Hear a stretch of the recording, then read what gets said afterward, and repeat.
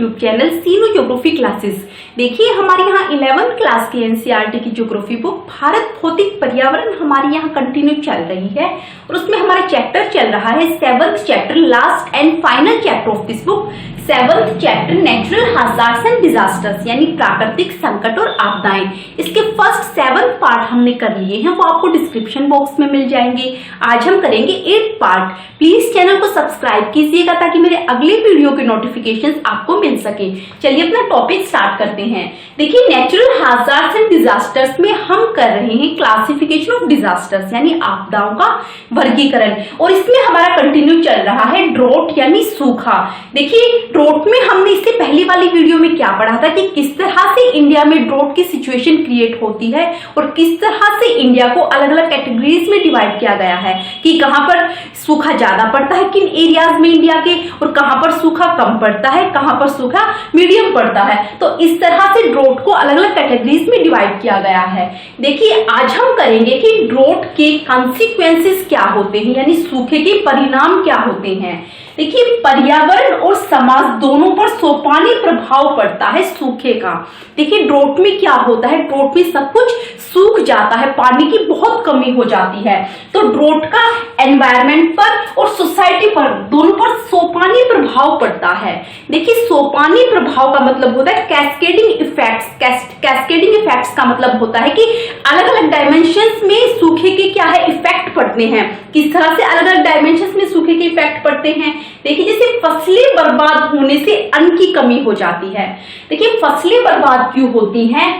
देखिए फसलें उगती कहां पर है, जमीन में उगती हैं। अगर जमीन में मॉइस्चर नहीं होगा, नमी नहीं होगी, तो बीज कहां से पैदा होगा। अगर बीज नहीं होगा तो प्लांट्स नहीं बनेगा, फसलें नहीं होंगी। अगर फसलें नहीं होंगी तो क्या हो जाएगी, अन्न की कमी हो जाएगी, यानी स्कैर्सिटी ऑफ फूड ग्रेन्स हो जाएगा। तो इस तरह से फसलें बर्बाद होने से अन्न की कमी हो जाती है, तो उस चीज को क्या कहा जाता है, अकाल कहा जाता है। देखिए आपने पहले भी सुना होगा कि बोलते कि उस साल में अकाल आया था। तो इस तरह से जो अकाल होता है उसका मतलब होता है फसलें बर्बाद होने से अन्न की कमी हो जाना, यानी स्कैर्सिटी ऑफ फूड ग्रेन्स।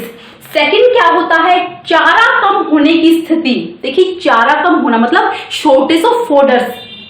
देखिए जब इंसान के खाने के लिए फसलें नहीं होंगी तो कैटल्स के लिए खाने के लिए चारा कहां से होगा, जब सूखे की सिचुएशन होती है। तो इस तरह से चारे की भी कमी हो जाती है ड्रॉट्स की सिचुएशन में। तो चारा कम होने की स्थिति को क्या कहा जाता है, तृणकाल कहा जाता है। थर्ड क्या है कि जल आपूर्ति की कमी। सूखा पड़ता क्यों है, क्योंकि जल की कमी होती है, तो इसलिए शॉर्टेज ऑफ वाटर, उसको क्या कहा जाता है, जल अकाल। देखिए अकाल, तृणकाल, जल अकाल, इन तीनों परिस्थितियों को, इन तीनों सिचुएशंस को मिक्स करके क्या बनता है, त्रिकाल।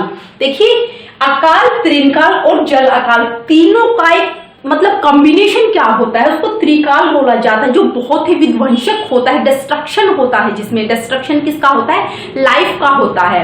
देखिए जो सूखा होता है एक बहुत बड़ा डिजास्टर है, और ये सूखा जिन एरियाज में हर साल आता है तो हर साल वहां के इंसान सूखे से जूझते हैं। तो सूखे के कॉन्सिक्वेंसेस इसमें यही बताए गए हैं कि पर्यावरण और समाज पर दोनों पर कैस्केडिंग इफेक्ट्स पड़ता है। और अकाल, तृणकाल और जल अकाल। अकाल पड़ता है, अन्न की कमी होती क्योंकि फसलें नहीं होती, कैटल्स के लिए भी चारा नहीं होता, और जल की कमी तो होती ही है क्योंकि ड्रॉट आएगा तो जल की कमी होगी ही। तो इस तरह से सूखा जो है एक बहुत बड़ा डिजास्टर है। देखिए सूखा प्रभावित क्षेत्रों में वृहद पैमाने पर मवेशियों और अन्य पशुओं की मौत हो जाती है, मानव प्रवास हो जाता है और पशु पलायन एक सामान्य परिवेश है। देखिए जब सूखा जिन एरियाज में पड़ता है उन क्षेत्रों में लार्ज स्केल पर क्या हो जाता है, मवेशियों की मौत हो जाती है, यानी जो कैटल्स होती हैं, जैसे गाय भैंस होती हैं, भेड़ बकरियां होती हैं, तो इस तरह से मवेशियों की मौत हो जाती है क्योंकि उनको पीने के लिए पानी नहीं मिलता, खाने के लिए फोडर यानी चारा नहीं मिलता, और अन्य पशुओं की मौत हो जाती है, मानव प्रवास। देखिए किसी स्पेसिफिक एरिया में अगर ड्रॉट आया है, जब वहां पर पीने के लिए पानी नहीं मिलेगा, खाने के लिए अन्न नहीं मिलेगा, तो वहां पर इंसान क्या करते हैं, उस एरिया से क्या कर जाते हैं, माइग्रेट कर जाते हैं, उस एरिया को छोड़कर किसी दूसरी एरिया में चले जाते हैं। तो सूखा क्या क्या करता है, देखिए सूखे से इतना सारा डिस्ट्रक्शन होता है, मतलब सारी जो वहां की लाइफ है वो बिल्कुल खत्म हो जाती है। मवेशियां, अन्य पशुओं की मौत हो जाती है, जो वहां के इंसान वो माइग्रेट कर जाते हैं। और पशु पलायन, देखिए इंसान माइग्रेट करते हैं, जो वो पशु पालते हैं अपने पास, जैसे गाय भैंस हो गई, तो अपने साथ वो पशुओं का भी पलायन करते हैं, मतलब अपने साथ वो पशुओं को भी ले जाती हैं। तो इस तरह से वो अपने साथ साथ किसका भी ध्यान रखते हैं, अपने पशुओं का भी ध्यान रखते हैं। तो इस तरह से सूखा जो होता है वो लार्ज स्केल पर डिस्ट्रक्शन करता है। पानी की कमी के कारण लोग दूषित जल पीने के लिए बाध्य हो जाते हैं। देखिए पानी की कमी, वहां पर जहां पर ड्रॉट पड़ता है वहां पर ड्रिंकिंग वाटर की बहुत कमी हो जाती है, लेकिन अपने इंसान अपनी प्यास को बुझाने के लिए दूषित जल पीता है, मतलब जो पोल्यूटेड वाटर होता है। देखिए जब फ्लड आती है उस टाइम पर भी क्या है, ड्रिंकिंग वाटर की कमी हो जाती है, मतलब जो प्योर सेफ ड्रिंकिंग वाटर होता है उसकी कमी हो जाती है। तब भी फ्लड में भी लोगों को गंदा पानी पीना पड़ता है। और जब ड्रॉट होता है, जब बिल्कुल ही पानी की कमी हो जाती है, तो व्यक्ति अपनी प्यास बुझाने के लिए क्या करता है, वो दूषित जल पीने के लिए बाध्य हो जाती है, यानी पोल्यूटेड पानी पीने के लिए, पोल्यूटेड वाटर पीने के लिए वो मजबूर हो जाता है, जिससे पेयजल संबंधित बीमारियां जैसे हैजा और हेपेटाइटिस हो जाती है। देखिए इंसान अगर गंदा पानी पिएगा तो उसको क्या है, बीमारियां तो लगेगी ही। तो इस तरह से जब वो पोल्यूटेड वाटर पीता है तो उसको हैजा और हेपेटाइटिस जैसी और भी बहुत सारी ऐसी बीमारियां उसको लग जाती हैं। सामाजिक और प्राकृतिक पर्यावरण पर सूखे का प्रभाव तात्कालिक और दीर्घकालिक होता है। देखिए सोशल और अगर हम फिजिकल एनवायरनमेंट दोनों की अगर देखें, देखिए जब ड्रॉट होता है तो उसका इफेक्ट सोसाइटी पर भी पड़ता है, सोशल लेवल पर भी पड़ता है और फिजिकल एनवायरनमेंट लेवल पर भी पड़ता है। तो इस तरह से सामाजिक और प्राकृतिक पर्यावरण पर सूखे का प्रभाव तात्कालिक यानी इमीडिएट यानी उसी टाइम पर, और दीर्घकालिक यानी लॉन्ग टर्म तक। देखिए तात्कालिक और दीर्घकालिक कैसे पड़ता है, तात्कालिक का मतलब उसी टाइम पर, मतलब जैसे ड्रॉट हो गया, बिना पानी की कमी के कारण लोगों की मौत हो गई, वो तो हो गया तात्कालिक। और लॉन्ग टर्म में क्या होता है, जैसे काफी लंबे टाइम तक वहां पर सूखा पड़ा है, तो सूखा पड़ने के बावजूद क्या हो जाए, जो वहां की मिट्टी होती है उसका पूरा का पूरा मॉइस्चर क्या हो जाता है, लॉन्ग टर्म के साथ, लॉन्ग टाइम ऑफ पीरियड के साथ खत्म हो जाता है। और धीरे धीरे जब उसका सारा मॉइस्चर खत्म हो जाता है तो सैंड जो वहां की जो सॉइल होती है, जो मिट्टी होती है, वो किस में कन्वर्ट हो जाती है, वो सैंड में कन्वर्ट हो जाती है, सैंड ग्रेन्युल्स में कन्वर्ट हो जाती है। और धीरे धीरे वहां की मिट्टी का क्या हो जाता है, वो डेजर्टिफिकेशन होता है, मतलब धीरे धीरे वो मिट्टी किस में कन्वर्ट हो जाती है, मरुस्थल में कन्वर्ट हो जाती है। तो इस तरह से ड्रॉट क्या करता है, ड्रॉट मिट्टी को किस में कन्वर्ट करता है, डेजर्ट में कन्वर्ट करता है। तो पूरा का पूरा एरिया किस में कन्वर्ट हो जाता है, डेजर्ट में। तो इस तरह से सामाजिक और प्राकृतिक पर्यावरण पर सूखे का प्रभाव तात्कालिक हो गया कि इंसान उसी टाइम पर मर गया पानी की कमी के कारण, और दीर्घकालिक जैसे मैंने अभी आपको सोयल का एग्जांपल बताया कि धीरे धीरे सोयल का क्या हो गया, डेजर्टिफिकेशन हो गया। इसीलिए सूखे से निपटने के लिए तैयार की जा रही योजनाओं को ध्यान में रखकर बनाना चाहिए। देखिए सूखे से निपटने के लिए गवर्नमेंट भी बहुत कुछ करती है, मतलब जैसे जो जहां पर सूखा पड़ता है वहां तक इंसान को क्या है, दवाइयां पहुंचाते हैं, वहां तक उनको ड्रिंकिंग वाटर पहुंचाते हैं। तो इस तरह से क्या है, सूखा प्रभावित क्षेत्रों में बहुत लार्ज स्केल पर क्या होता है, डिस्ट्रक्शन होता है। देखिए सोशल लेवल पर क्या करना चाहिए, जब किसी एरिया में ड्रॉट होता है, सूखे की स्थिति में तात्कालिक सहायता में सुरक्षित पेयजल वितरण, यानी तात्कालिक यानी जो इमीडिएट उसी टाइम पर जो एक्शन उठाना पड़ता है, उसमें क्या करते हैं सोशल लेवल पर कि सुरक्षित पेयजल वितरण यानी सेफ ड्रिंकिंग वाटर वहां पर डिस्ट्रीब्यूट करना चाहिए, उन एरियाज में भेजना चाहिए जहां पर ड्रॉट की सिचुएशन है, वहां पर दवाइयां उनको भेजनी चाहिए। देखिए अगर इंसान को पीने के लिए पानी नहीं मिलेगा तो ऑब्वियसली बात है कि इंसान बीमार पड़ेगा। तो इसलिए उन एरियाज में क्या है, दवाइयां पहुंचाना, मेडिसिन पहुंचाना, ताकि इंसान अपने आप को संभाल सके।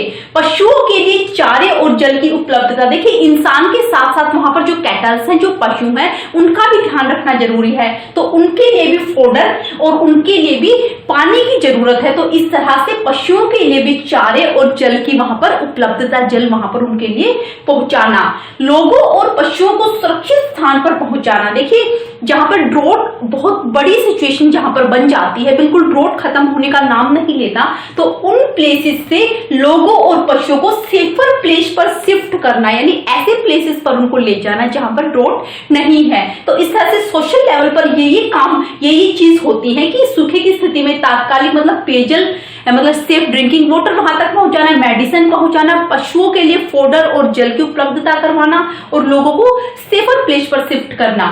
सेकंड, अगर हम फिजिकल लेवल पर देखें तो ड्रोट की सिचुएशन से बचने के लिए फिजिकल लेवल पर क्या करना चाहिए?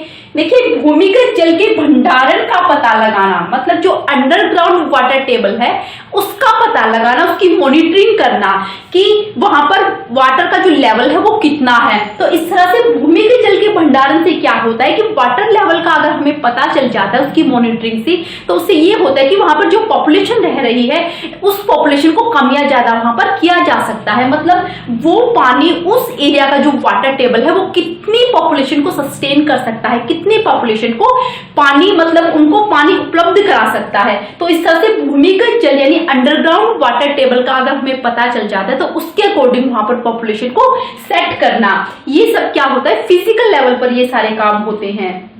जल आधिक्य क्षेत्रों से अल्प जल क्षेत्रों में पानी पहुंचाना। देखिए, जल आधिक्य क्षेत्र होते जो सरप्लस एरियाज होते हैं उनसे डिफिसिट एरियाज तक पानी पहुंचाना। देखिए, जल आधिक्य क्षेत्र जहां पर जल की कोई कमी नहीं है, पूरी भरपूर मात्रा में जहां पर जल होता है, उन क्षेत्रों से जहां पर कम जल है उन क्षेत्रों तक जल पहुंचाना ताकि ड्रोट की सिचुएशन कम क्रिएट हो। तो इस तरह से ये सारे काम भी किस पर होते हैं, फिजिकल लेवल पर होते हैं। नेक्स्ट आता है कि नदियों को जोड़ना। देखिए, रिवर लिंकिंग सबसे बड़ा काम यहाँ पर क्या है, रिवर लिंकिंग। देखिए, रिवर लिंकिंग से क्या होता है, जिन एरियाज में बाढ़ आती है उन एरियाज से, मतलब रिवर को इस तरह से लिंक करना कि उन एरियाज का पानी रिवर के द्वारा हम कहां पर पहुंचा दें जिन एरियाज में पानी की कमी है।